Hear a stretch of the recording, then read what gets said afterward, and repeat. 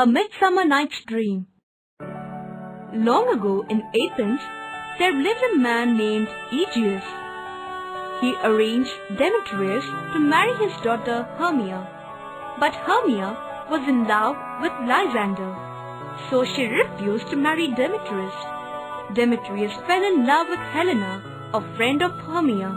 But now, Demetrius was fond of money, and so he wanted to marry Hermia. Hermia and Lysander decided to go out of Athens, and they went through the forest. By knowing this, Demetrius followed them, so Helena also followed Demetrius. Why are you following me?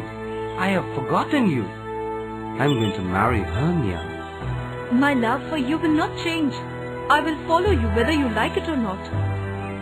Demetrius walked very fastly without answering anything. By saying this, the fairy king Oberon became very sad. Oberon called Puck, that was the most mischievous of his fairies, and asked him to squeeze some juice on the eyelids of Demetrius when he is asleep. This will make the person fall madly in love with the first living thing they see. At that time, my legs are paining by walking. We will lie down for some time, then we will go. They were soon asleep. Mistaking Lysander as Demetrius, Puck dropped some of the love juice on Lysander's eyelids. When Lysander woke, he saw Helena first. He was madly in love with Helena. My dear Helena, you are so beautiful. I would like to marry you. Don't blabber. You are my friend Hermia's lover.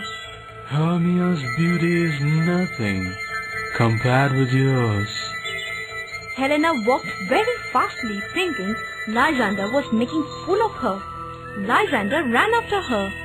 Meanwhile, Hermia was searching for Lysander lonely in the forest. Fairy King Oberon knew the entire things that happened, and he warned Puck. Fairy King Oberon found Demetrius lying down in the forest. Oh, you are here only. This time the mistake will not happen. We will drop some juice on his eyelids. Then he will change.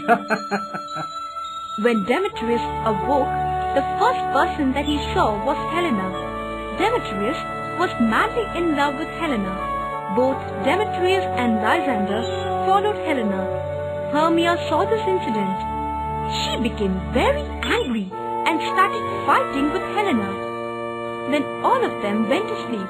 Fairy King Oberon asked Puck to drop some magic juice on Lysander's eyelids. This time, Lysander saw Hermia. The lovers joined together. Hermia's father Aegeus also accepted this marriage.